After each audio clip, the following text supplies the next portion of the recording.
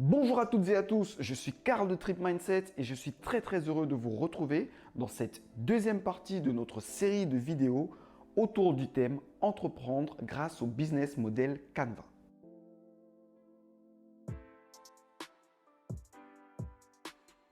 Avant de commencer, et si tu es nouveau sur la chaîne, je t'invite à t'y abonner, à activer la cloche des notifications afin de ne rien manquer de nos prochaines publications et bien sûr à partager cette vidéo massivement si tu trouves son contenu intéressant. Tu trouveras également dans la barre de description un lien pour télécharger gratuitement un e-book qui te donnera 5 pistes, 5 astuces pour pouvoir investir de l'argent si jamais tu te demandes dans quel secteur investir. Lors de notre précédente vidéo, nous avions pu aborder la thématique du business model Canva en commençant par sa définition et également en montrant qu'il était composé de 9 grands blocs. Sur ces 9 grands blocs, nous avons déjà analysé ensemble la segmentation de la clientèle, la proposition de valeur ainsi que les canaux de distribution. Et aujourd'hui, nous allons pouvoir découvrir 3 nouveaux blocs que sont la relation clientèle, la génération des revenus ainsi que les activités clés de l'entreprise.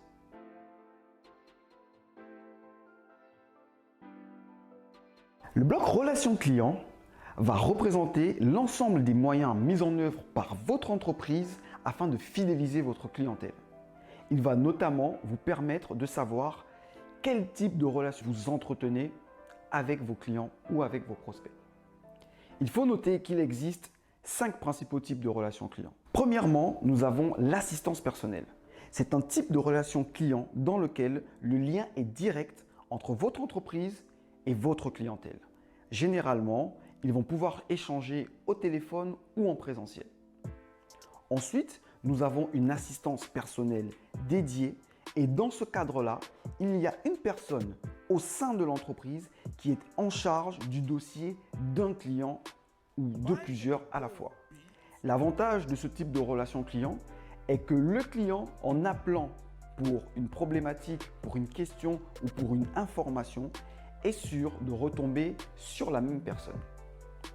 Comme troisième catégorie de type de relation client, nous pouvons noter le self-service. Le self-service va organiser les choses de façon à ce que le client puisse avoir accès à toutes les informations par lui-même.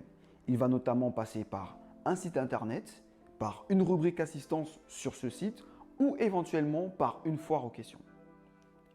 Au-delà du self-service, nous avons un type de relation client que l'on pourrait désigner d'automatisé. Et enfin, le dernier type de relation client que nous vous présenterons concerne la création de contenu.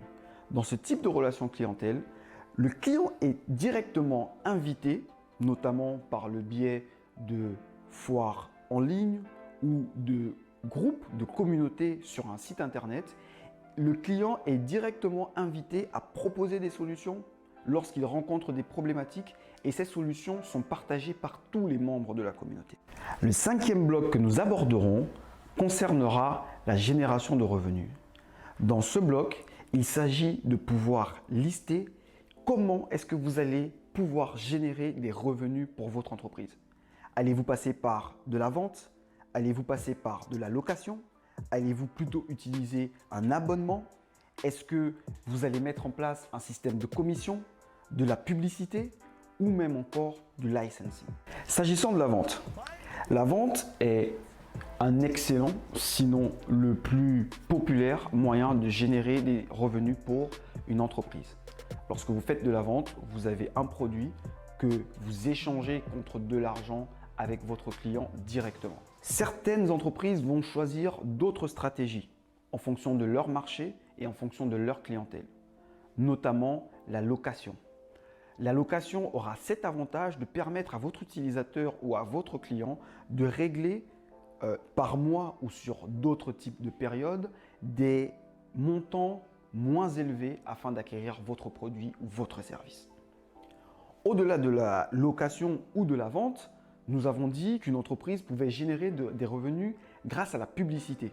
Et aujourd'hui, la publicité va être utilisée notamment sur des sites internet, sur des applications mobiles qui vont être des sites ou des applications gratuites, mais qui réussiront quand même à générer des revenus et ça, c'est très important. L'abonnement, quant à lui, dans son principe, ressemble beaucoup à ce que l'on fait lorsqu'on fait de la location.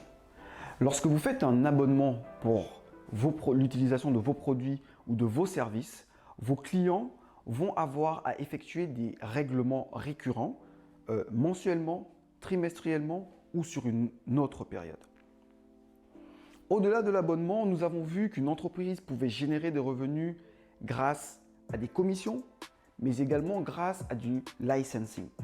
Le licensing va consister en l'obtention de royalties sur l'utilisation d'un brevet. Vous allez donc avoir des entreprises qui vont se spécialiser dans ce type de service, qui vont créer des produits ou créer des services, qui vont déposer des brevets et ensuite vont pouvoir générer des revenus par l'utilisation par d'autres personnes de ces brevets qu'ils auront déposés.